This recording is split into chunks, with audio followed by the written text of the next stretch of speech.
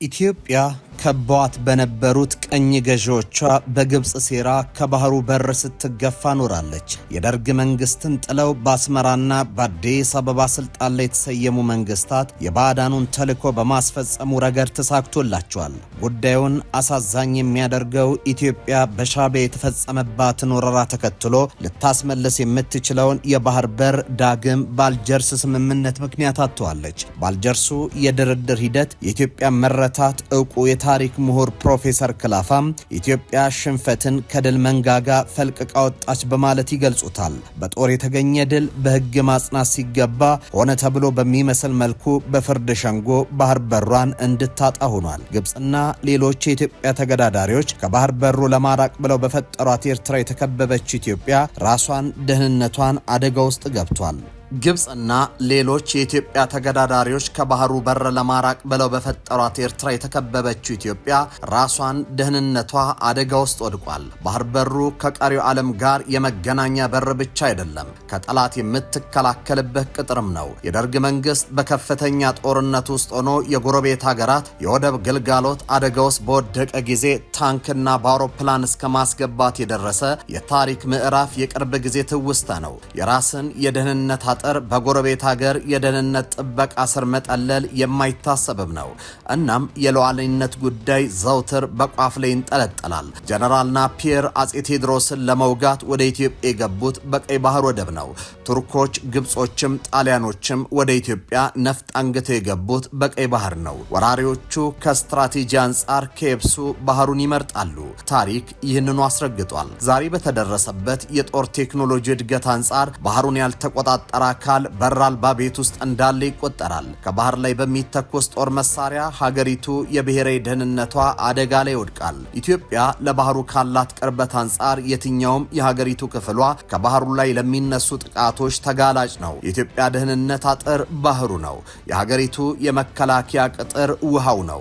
ውሃውን ብሎ በውሃ የመጣ ወራሪ የሚመከተው ውሃው ላይ ተኩኖ ነው። የዓለማችን ከፍተኛ የሆነ የጦር ኃይል ክምችት ባለበት ቀጠና ከሁቲ እስከ አልሸባብ ከአይስ እስከ አልቃይዳ በተሰየሙበት ቀጠና ላይ የኢትዮጵያ ደህንነት ከምንጊዜውም በላይ አደጋ ላይ ወድቋል። ከአያላኑ እስከ መካከለኛ ደረጃ ያሉ ኃይሎች በኃይል አሰላለፍ ሽኩቻና አሰላለፍ በሚታይበት በቀይ ባህር ቀጠና ላይ ኢትዮጵያ ባህሩ ላይ ካልተሰየመች በስተቀር በዙሪያ ያሉ ሀገራት የውስጥ ፖለቲካዋን ይወስኗታል። ስልጣን በምርጫ ኮሮጆ ሳይሆን በቀይ ባህር ቀጠና በተሰየሙ ጌቶች ጡንቻ እንዲወሰን ያደርጋል። ለዚህ ነው ኢትዮጵያ በግፍ ወዳጣቸው የባህር በር ተመልሳ የተሟላ ደህንነቷ ማስጠበቅ የሚገባ ሲሉ ተንታኞች የሚያሳስቡት። ሜጀር ጀነራል ተስፋዬ ገመቹ የኢትዮጵያ የባህር በር ጥያቄ የህልውና ነው ሲሉ ያብራራሉ።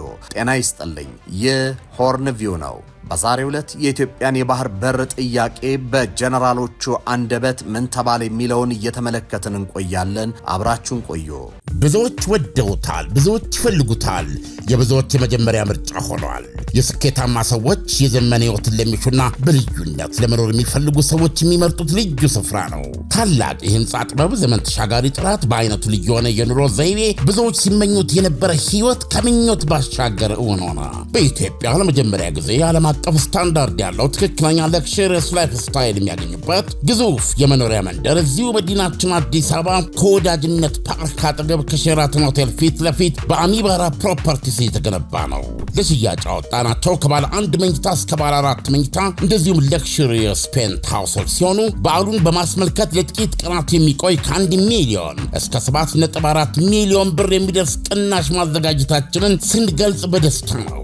ሳያመልጡ ፈጥነው ይመዝገቡ፣ ይጠቀሙበት፣ ይገባውታል።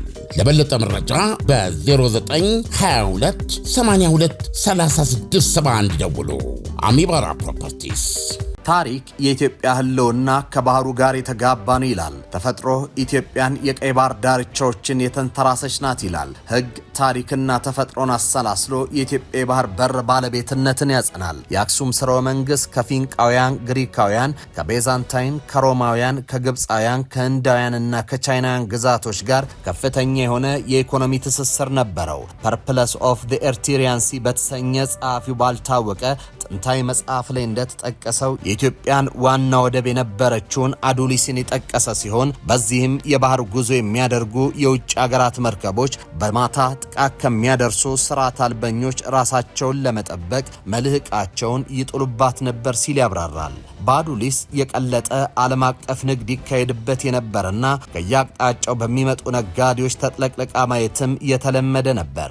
አዱሊስ ወደ እርሷ ያለማቋረጥ ለሚጎርፉ ነጋዴዎች ከምታቀርብላቸው የዝሆን ጥርስ በልዋጭነት የተለያዩ አልባሳት አይነቶችን፣ ጠርሙስ ነክ ዕቃዎችን፣ መገልገያ መሳሪያዎችን፣ የወርቅና የብር ጌጣጌጥ፣ መዳብና ጥራት ያላቸውን የጦር መሳሪያ ለመስራት የሚያገለግሉ ከህንድ የብረት ማዕድን ታገኝ ነበር። የኢትዮጵያ ታሪክ በሚል ርዕስ ማርከስ ሃሮልድ በጻፉት ታሪክ መጽሐፍ ላይ እንዳመለከቱት የአክሱም መንግስት መነሳትና በሀገር ውስጥ የባህር ዳርቻዎች ላይ የተቀዳጀችውን የበላይነት ከግብጽ አካባቢና ከሮማውያን የዓለም አቀፍ ኢኮኖሚ መነቃቃት ጋር የተቆራኘ ነው። ከሀገር ውስጥ የተለያዩ ዕቃዎችን በአዱሊስ ወደብ ለዓለም አቀፍ ንግድ በማቅረብ እንዲሁም በምትኩ ሌሎች ዕቃዎችን በማገበያየት ጠንካራ የንግድ ትስስር ተፈጥሮ ነበር።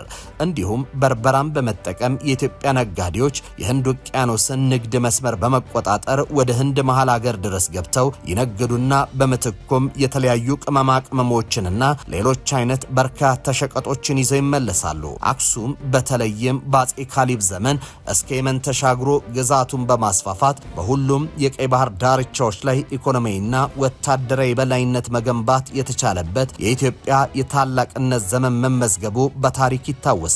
እኚህ ታሪኮች ኢትዮጵያ ከባህሩ ጋር የተሰፋች መሆኑን ይነግሩናል። ትውልድ የባህር በሩን ዳግም ኢትዮጵያ ትቆጣጠረው ዘንድ ከጫፍ ጫፍ ሆ ብሎ ተነስቷል። የዚህ ትውልድ ዳም ኢትዮጵያን ከባህሩ ዳርቻ ተሰይማ ማየት ነው። ኢትዮጵያ ከቀይ ባህር ጋር ትዋሰንበት የነበረው ሰሜናዊ ግዛቷ ኤርትራ በ1985 ከተገነጠለች በኋላ ወደብ አልባ ሆናለች። በአሁኑ ወቅት በዓለም ላይ 44 ወደብ አልባ ሀገራት ያሉ ሲሆን ከነዚህ ውስጥ ብዙ ህዝብ ያላት ኢትዮጵያ ናት።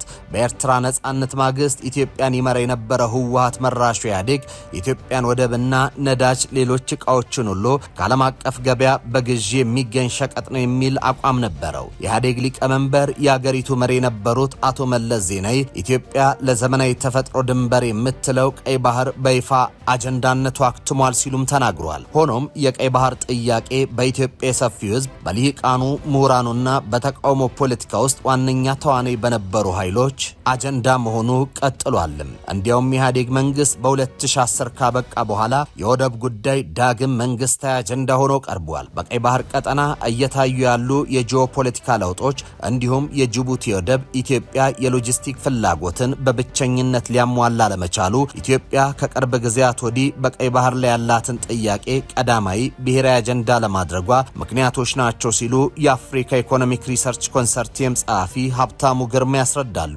እርግጥ እንደ ጸሐፊው ሀብታሙ ግርማ የኢትዮጵያ ወደብ አልባ መሆን በአገሪቱ ላይ ብቻ ሳይሆን በአፍሪካ ቀንድ ሊኖር የሚችለው መዘዝን በመረዳት የተለያዩ ዓለም አቀፍ አካላት አገሪቱ ወደብ እንድታገኝ ሰፊ ጥረት ማድረጋቸውንና እገዛንም አድርገዋል ይላሉ። ለማሳያነት ኤርትራ ከጣሊያን ቀኝ ግዛት ነጻ ከወጣች በኋላ የተባበሩት መንግስታት ድርጅት ከኢትዮጵያ ጋር በፌዴሬሽን እንድትተሳሰር ከወሰነባቸው ዋነኛ ምክንያቶች አንዱ ኢትዮጵያ የባህር በር ያስፈልጋታል በሚል ምክንያት ነበር። ከደርግ ውድቀት በኋላ ኤርትራ ነጻነቷን ለመቀዳጀት ጫፍ በደረሰችበት ወቅት ዓለም አቀፉ ማህበረሰብ ኢትዮጵያን የባህር በር እንድታጣ አይፈልግም ነበር። በ1980ዎቹና 90ዎቹ የአሜሪካ የምስራቅ አፍሪካ ጉዳይ አስፈጻሚ የነበሩት ሄርማን ኮሆን በአንድ ወቅት እንዳሉት የኤርትራ መገንጠል የማይቀር እንደሆነ በታየበት በ1990ዎቹ መጀመሪያ ዓመታት ኢትዮጵያ ወደብ እንዳታጣ መንግስታቸው ድጋፍ ለማድረግ ቁርጠኛ እንደነበር ገልጿል።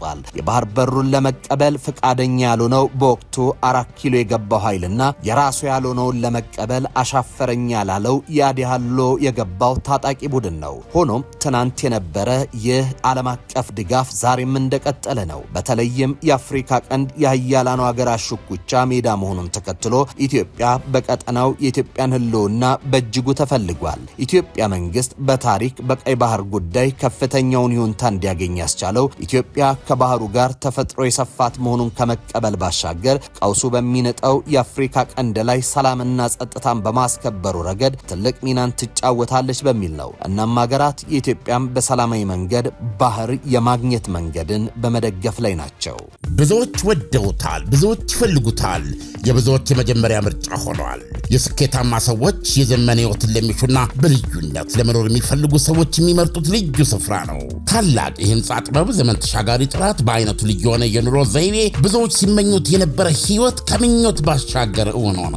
በኢትዮጵያ ለመጀመሪያ ጊዜ ዓለም አቀፍ ስታንዳርድ ያለው ትክክለኛ ለክሽሪየስ ላይፍ ስታይል የሚያገኙበት ግዙፍ የመኖሪያ መንደር እዚሁ መዲናችን አዲስ አበባ ከወዳጅነት ፓርክ አጠገብ ከሼራተን ሆቴል ፊት ለፊት በአሚባራ ፕሮፐርቲስ የተገነባ ነው። ለሽያጭ አወጣናቸው ከባለ 1 መኝታ እስከ ባለ 4 መኝታ እንደዚሁም ለክሽሪየስ ፔንት ሃውሶች ሲሆኑ በዓሉን በማስመልከት ለጥቂት ቀናት የሚቆይ ከ1 ሚሊዮን እስከ 7.4 ሚሊዮን ብር የሚደርስ ቅናሽ ማዘጋጀታችንን ስንገልጽ በደስታ ነው። ሳያመልጡ ፈጥነው ይመዝገቡ፣ ይጠቀሙበት፣ ይገባውታል። ለበለጠ መረጃ በ0922 82 3671 ደውሉ።